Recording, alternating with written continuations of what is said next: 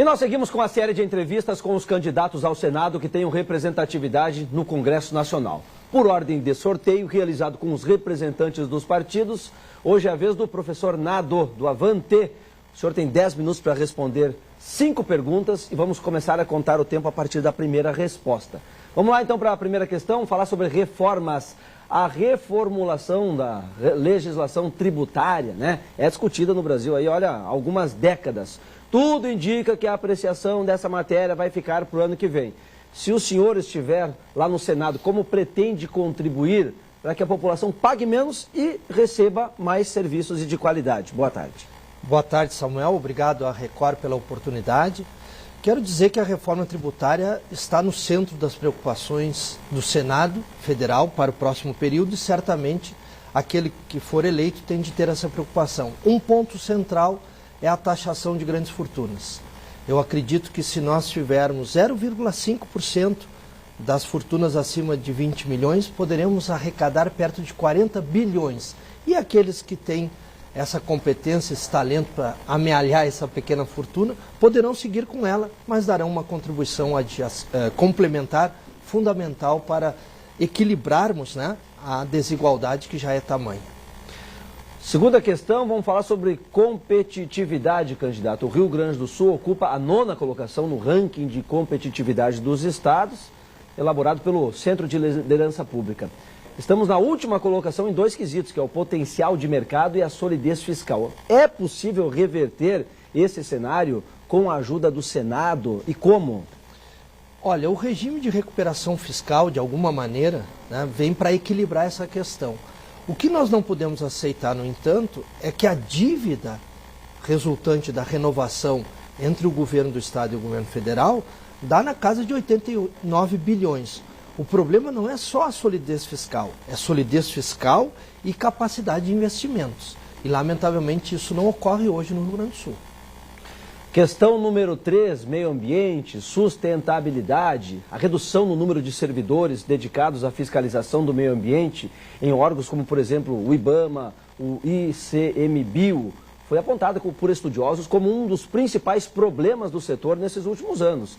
Como abordar esse tema sem deixar de lado, né, o que também é importante, que é o crescimento do país? Nós precisamos equilibrar, Samuel, né, a estrutura do Estado brasileiro para que possamos ter fiscalização. Sem fiscalização, segue a sonegação, segue o descuido com o meio ambiente, segue, obviamente, uma desestruturação da vida da sociedade.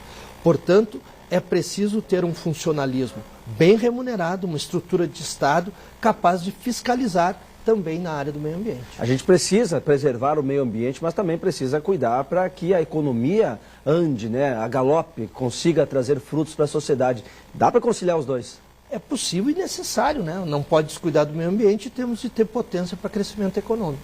E não vai ferir o interesse de um com o outro, não vão se chocar de jeito nenhum? Aí entra a capacidade política para aproximar os opostos e os diferentes, fazendo com que o Brasil esteja à frente de tudo.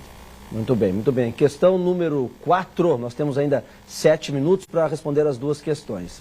Infraestrutura e educação. Falta de infraestrutura impede o Brasil de avançar mais rápido em praticamente todos os setores, na educação inclusive.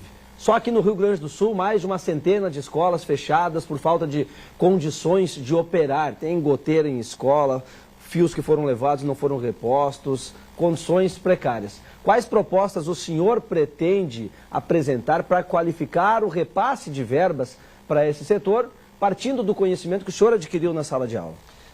Esse é um tema central, né, para o Brasil e para o Rio Grande do Sul.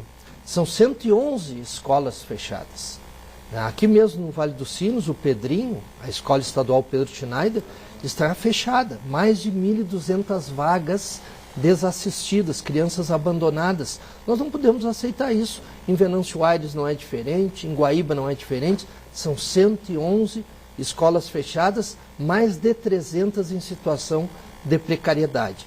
Como reverter esse quadro? Primeiro nós precisamos fazer com que haja uma infraestrutura qualificada. Como se faz isso? É preciso elevar o investimento em educação. Nós temos, segundo a Constituição Estadual, o compromisso de 35%. O atual governo está despendendo perto de 24%. Isso tem de ser corrigido imediatamente para que as escolas sejam assistidas. Então, esse é um ponto central. Existe a fonte prevista constitucionalmente e é preciso, então, cumprir a Constituição Estadual. Há dinheiro para isso? Há recurso para isso. Tanto é que o próprio Fundeb, que é o Fundo da Educação, foi criado em 2005 com esse objetivo. A educação não pode faltar recursos, à previsão constitucional. Agora, o governante precisa cumprir não só a sua questão de responsabilidade fiscal, mas também a sua responsabilidade com a educação gaúcha. Qual a posição do senhor sobre, por exemplo, escola técnica e escola de tempo integral? A educação integral é a proposta do PDT e do Avante, né? Represento essa coligação que tem o Vieira da Cunha como nosso candidato a governador. Não há outro caminho fora da educação integral. Não há, inclusive, desenvolvimento econômico ou desenvolvimento social sem educação integral. A criança entra cedo na escola, né, passa o turno inteiro estudando as diversas disciplinas, almoça na escola e logo à tarde vai ter cultura, vai ter esporte, vai ter teatro, vai ter música. Isso significa que essa criança que estará bem alimentada poderá estudar melhor. Aqui no Rio Grande do Sul, no governo Colares, na década de 90, foram construídos 92 centros integrados de educação popular. Como o Brizola fez no Rio de Janeiro, que foram 502. A educação integral está no centro da nossa proposta, é compromisso do Vieira da Cunha e é a única alternativa para mudar essa história no Rio Grande. E a escola técnica, candidato, também é uma alternativa aqui para o Rio Grande do Sul? Nós temos, por exemplo, a Fundação Liberato, né, que tem de ser potencializada. Ali tem de abrir, inclusive, espaço para termos graduações e pós-graduações. Temos de valorizar. A Fundação Liberato é vinculada ao Estado, é um exemplo. E temos que potencializar o ensino médio com exercício profissionalizante, com formação técnica, para que a gente possa também incidir no mercado de trabalho. Isso é um compromisso do governador apenas ou o Senado lá de cima pode dar uma auxiliada para que se torne realidade isso que a gente deseja há tanto tempo? Importante, é um compromisso primeiro, claro, do governador, mas através do Senado Federal nós precisamos revisar, reformar, rever e reescrever a LDB, a Lei de Diretrizes e Bases da Educação, que foi escrita em 96 pelo grande Darcy Ribeiro.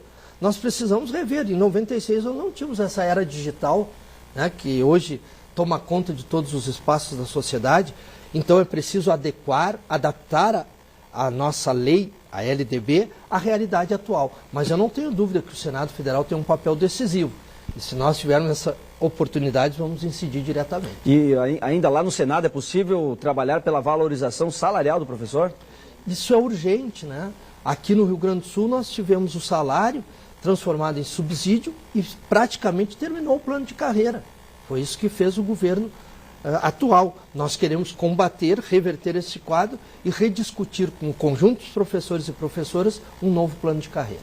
Vamos à última questão, tema livre. O candidato já trabalhou lá em Brasília durante os governos do ex-presidente Lula, foi nomeado ministro interino da Educação, secretário executivo do Ministério da Justiça, coordenador do Programa Nacional de Segurança Pública, lá de 2005 a 2010. Como essas experiências que o senhor teve vão impactar, de alguma forma, em um eventual mandato como senador? São compromissos históricos, né, na minha trajetória. De um lado, a educação. Eu fui um ministro interino que assinou os 9 anos de ensino fundamental. Elevamos, portanto, em um ano a escolaridade de todas as nossas crianças. Isso foi decisivo. Como foi decisivo o ProUni, o Programa Universidade para Todos, quando temos hoje mais de 3 milhões de jovens de baixa renda na universidade. O Fundeb, que assegura o salário dos professores e a mínima estabilidade na área da educação, também teve minha participação na equipe. Então eu tenho muito orgulho nesse campo. No que diz respeito à justiça e à segurança pública, fizemos um grande trabalho como secretário executivo do Programa Nacional de Segurança Pública com Cidadania, aliando ações sociais de caráter preventivo e ações de repressão qualificada com inteligência e tecnologia. Nós não podemos ter só um polo, por isso que eu chamo de paradigma E. Ações sociais que incidem na criminalidade na sua raiz e, é claro, uso da força quando isso for imposto e é prerrogativa do Estado. mas é preciso ter uma polícia de proximidade acompanhando as áreas vulneráveis. Como fazer isso, candidato? Como? Naquela oportunidade, nós conseguimos instituir o que chamávamos de territórios de paz. As áreas vulneráveis têm de ter a chegada do Estado, com escola de tempo integral, com atendimento à saúde, com acompanhamento comunitário, inclusive chamando as mães para atuarem como lideranças, incidindo diretamente nessa relação comunitária. O senhor tem 20 segundos aí para as considerações finais. Nesses 20 segundos eu tenho que ter pressa para dizer que votem no 700, né? Para senador, vamos levar a educação para o Senado, vamos levar um compromisso de proximidade no cotidiano, vamos entender que o Rio Grande pode mais com Vieira da Cunha, governador, e professor Nado, senador da República. Tá certo. Muito obrigado, candidato. Amanhã é a vez da candidata comandante Nádia, do Progressistas, aqui no Balanço Geral.